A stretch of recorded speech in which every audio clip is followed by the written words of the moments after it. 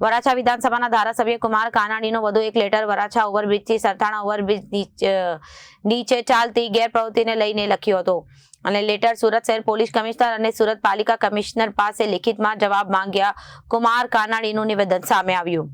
વરાછા વિધાનસભાના ધારાસભ્ય કુમાર કાનાણીનો વધુ એક લેટર વરાછા ઓવરબ્રિજથી સરથાણા ઓવરબ્રિજ નીચે ચાલતી ગેરપ્રવૃત્તિને લઈને લખ્યો હતો।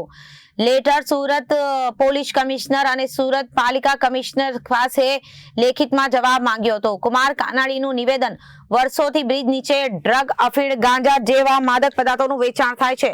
પોલીસ કાર્યવાહી કરી ત્યારબાદ શાંત પડી જાય છે અને કોઈ પણ નક્કર કાર્યવાહી પોલીસ દ્વારા કરવામાં આવતી નથી। આ બ્રિજ પર ચાલતી ગેરપ્રવૃત્તિઓની પોલીસને પણ ખબર પડી, પાલિકાને પણ ખબર છે કે હોવા છતાં યોગ્ય કોઈ કાર્યવાહી કરવામાં ન આવતા મુક્ત રીતે ગેરપ્રવૃત્તિ ચાલી રહી છે। લોકો જાહેરમાં ગાંજો, ડ્રગ્સ અને જુગાર રમતા જોવા મળી રહ્યા છે। ઘોર પ્રવૃત્તિ ક્યારે બંધ થશે તેને લઈને ધારાસભ્યએ લેખિતમાં જવાબ માંગ્યો।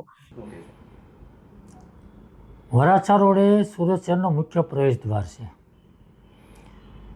અને વરાછા રોડ ઉપર શ્રીનાથજી ફ્લાયઓવર બ્રિજ સૌથી સુરત શહેરનો મોટો બ્રિજ છે અને નાના વરાછાથી સરથાણા જકાતનાકા સુધીનો બીજો બ્રિજ છે। આ બંને બ્રિજ નીચે વર્ષોથી ગેરકાયદેસર લોકો વસવાટ કરે છે, ખૂબ મોટા પ્રમાણમાં વસવાટ કરે છે।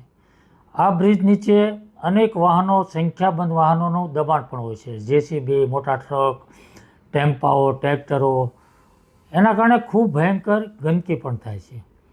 આ બ્રિજ નીચે ગેરકાયદેસર લોકો ફક્ત રહે છે એવું નથી, વસવાટ કરે એવું નથી, પણ એમના ધંધા પણ 2 નંબરના છે। દારૂ, જુગાર, ડ્રગ્સ, ગાંજા, અફીણ, અનેક પ્રકારના ન્યુસન્સ એ લોકો પીવે પણ છે અને વેચે પણ છે અને અનેકવાર પોલીસે ત્યાં રેડ પાડીને પકડ્યા પણ છે અને મ્યુનિસિપલ કમિશનરને પણ ખબર છે। એટલે આ ત્યાં લાખો લોકો રોજ રોડ પર નીકળે છે, પોલીસ પણ નીકળે છે, કોર્પોરેશનના અધિકારીઓ પણ નીકળે છે। આ બધાને આ પ્રશ્નની ખબર છે અને વર્ષોથી લેખિત મૌખિક રજૂઆતો થઈ રહી છે, પરંતુ આ પ્રશ્નનો હલ કાયમિક રીતે થતો નથી અને એટલા માટે મેં પત્ર લખ્યો છે કે ફ્લાયઓવર બ્રિજ નીચે અને વલ્ભાચાર્ય રોડ જ્યાં ચાલવા માટેનો ટ્રેક બનાવ્યો છે ત્યાં પણ આ પરિસ્થિતિ છે, ત્યાં પણ લોકો રહે છે, ત્યાં પણ ગેરકાયદેસર ધંધાઓ ચાલે।